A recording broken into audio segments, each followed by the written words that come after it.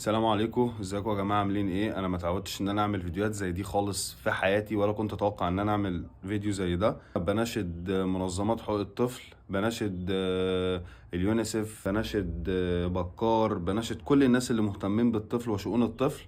قدامك 24 ساعة ورب الكعبة تمن الحاجات اللي ابني بوظها في الشقة لو ما جت لبدله مكان تكييف 3 حصان. ليه بقى؟ فانوس رمضان اهو، دماغه تحت وجسمه فوق، ده فانوس رمضان. تليفون لسه حتى ما ركبلوش الحجاره بتاعته. عربيه عمل لها باتري الاربع اطراف بتوعها. الفاجر ماشي. بابا لابتوب عايز اشتغل، قلت يمكن يتعلم حاجه في الدنيا. لابتوب، بص اللابتوب اهو، لابتوب بقى شغال تمام. بص بقى المفاجاه، اوعى كده ايدك، بس اوعى كده ايدك، بعد اذنك اوعى ايدك. الترابيزه اهي، دي الترابيزه تمام.